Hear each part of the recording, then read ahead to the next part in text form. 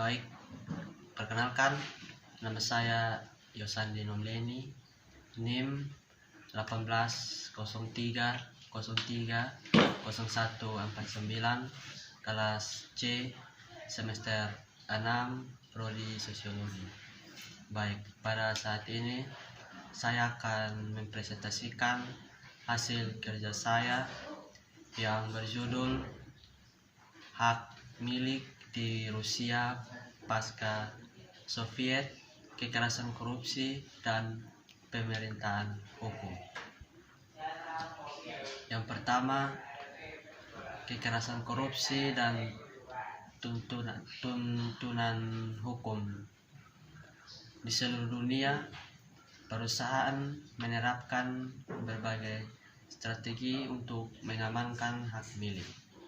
Sebagaimana diakui sejak pekerjaan perintis, banyak dari strategi ini tidak bergantung pada lembaga formal. Perusahaan berlari ke litigasi atau penegakan hukum hanya sebagai pilihan terakhir dan memilih alih-alih menyelesaikan konflik atas dasar hubungan pribadi dan norma informal.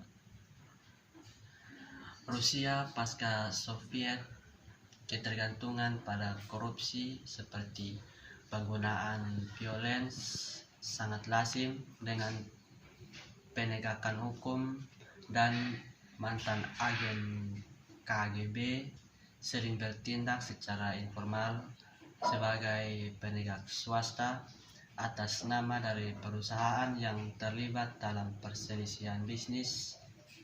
Orang mungkin berharap bahwa sekali ekonomi terperosok dalam kekerasan atau korupsi, keadaan mengerikan ini akan bertahan tanpa batas, atau paling benar berevolusi ke arah formalitas selama bertahun-tahun karena masyarakat secara bertahap modern.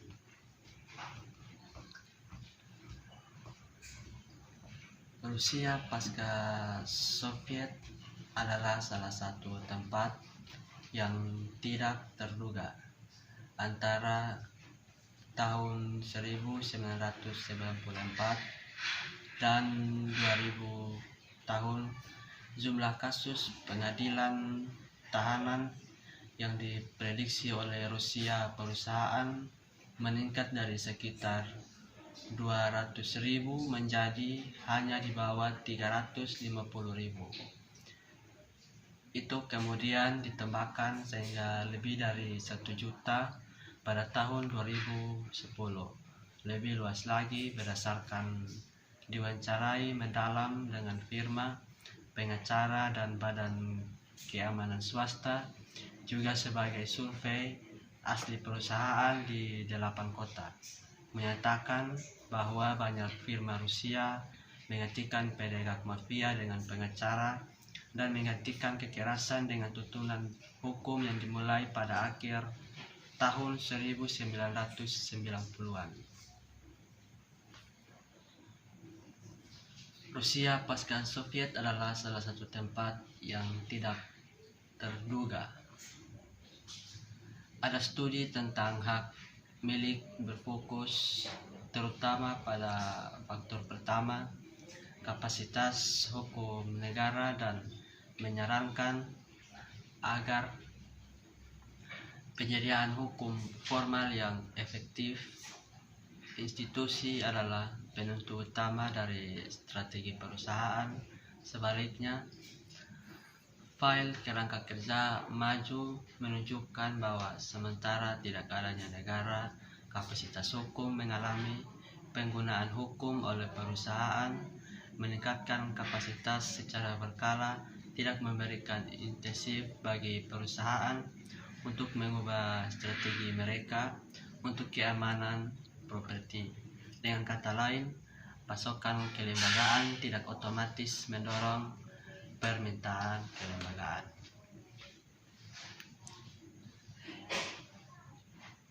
Dua faktor yang terkait dengan kapasitas hukum negara seringkali menentukan sejauh mana perusahaan memanfaatkan kekerasan dan korupsi daripada hukum.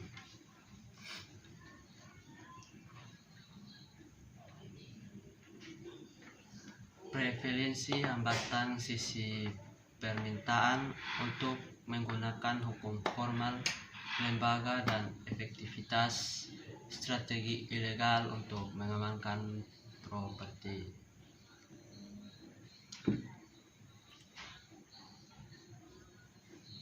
Negara hukum seringkali disajikan sebagai sistem dalam hukum mana yang diketahui publik, jelas maknanya dan berlaku sama untuk semua orang.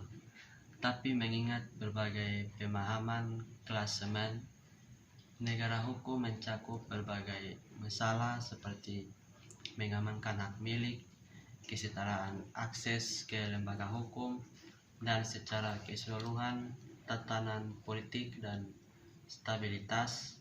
Istilah menghalangi daripada memfasilitasi analisis empiris, tidak seperti konsep keamanan properti yang lebih konkret strategi.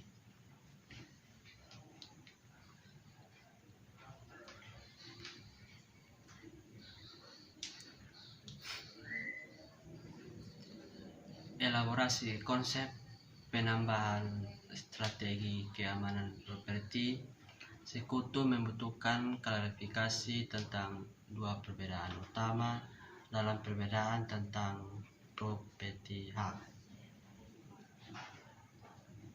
Properti hak yang pertama adalah antara alokasi dan penegakan. Studi tentang hak milik dan banyak studi tentang sumber daya alam fokus pada alokasi atau penugasan bundel ini antara individu, negara, atau komunitas. Sebaliknya, di sebagian besar kota dunia berkembang sementara, konflik mendasar atas properti lebih seringkali berkaitan dengan penegakan hak yang setidaknya ada secara formal di kertas. Perbedaan properti yang kedua adalah antara hak milik dan kontrak. Studi hak milik secara tradisional disuguhkan dengan ancaman perampasan negara atas aset sektor swasta.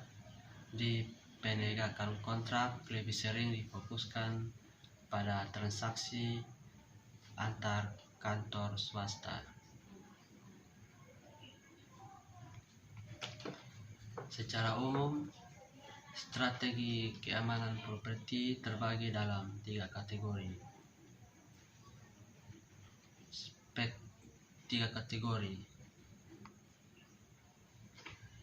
Egois yang menjangkau spektrum dari sumber paksaan swasta hingga negara bagian.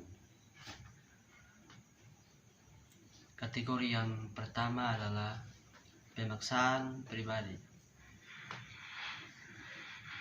Strategi pemaksaan swasta bergantung pada aktor swasta dengan kapasitas untuk menggunakan kekerasan untuk mengamankan properti. Seperti disebutkan di atas, strategi ini lebih baik dijelaskan sebagai melindungi klaim properti daripada menegakkan hak milik. Kategori yang kedua adalah pemaksaan korup. Strategi pemaksaan korup bergantung pada aktor negara yang menggunakan kekerasan tanpa memperhatikan perbedaan antara pasangan dan paksaan tidak sah.